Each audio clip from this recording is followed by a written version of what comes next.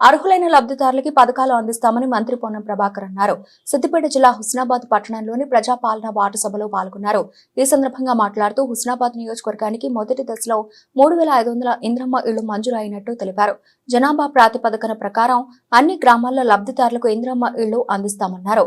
మొదటి దశలో నిరుపేదలకు ఇంద్రమ్మ ఇళ్లు, ఇంద్రమ్మ ఆత్మీయ భరోసా పథకం అందిస్తామన్నారు. వ్యవసాయ సాగు భూమికి రైతు భరోసా పథకం వర్తిస్తుందని తెలిపారు.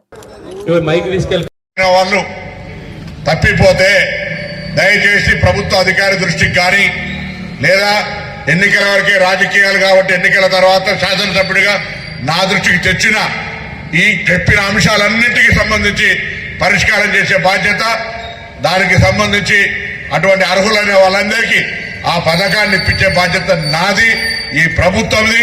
అందుకు నేను స్థానిక శాసనసభ్యుడిగా బాధ్యత నాది అనేది స్పష్టంగా మా నాయకత్వానికి, ప్రజలకు కూడా మీడియా ద్వారా ఈ సందర్భంగా తెలియజేస్తా ఉన్నా.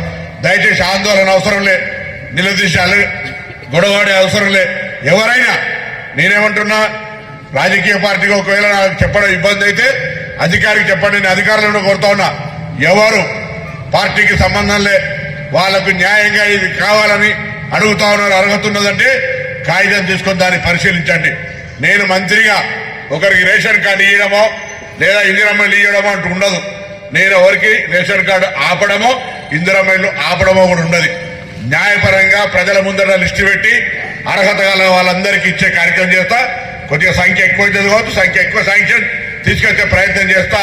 తప్పకుండా ఆదర్శవంతంగా హుస్నాబాద్ నియోజకవర్గంలో అందరికీ లబ్ధిదారులందరికీ న్యాయం జరిగే విధంగా మీ ప్రతినిధిగా గొంతెత్తి ప్రభుత్వంలో నాకు సంబంధించిన పరపతిని ఉపయోగించి అయినా కొంచెం ఎక్కువ తీసుకొచ్చి ఇస్తా. దయచేసి అర్థం చేసుకోమని చెప్పి కోరుతూ, ఎక్కడ ఆందోళన అవసరం లేదు. ఫస్ట్ మీరు కూడా కన్విన్స్ చేయాలి.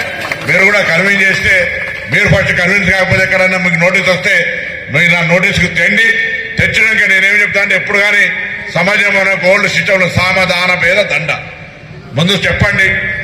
అరే వాళ్ళు చేస్తున్నారు, మనం ఎందుకు చేయమని చెప్పండి. లేకపోతే మీకు ప్రజాస్వామికంగా ఎవరికైనా నిరసన చెప్పే హక్కు ఉంది.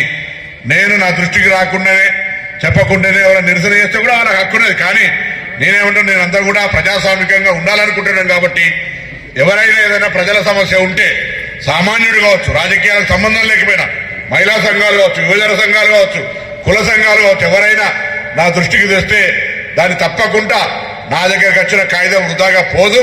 దాన్ని తప్పకుండా సంబంధిత అధికారి ద్వారా సమీక్షింపజేసి న్యాయం చేసే విధంగా చర్యలు తీసుకుంటా అనే మాట మనవి చేస్తూ అందరికీ మరొకసారి హృదయపూర్వకంగా నమస్కారాలు.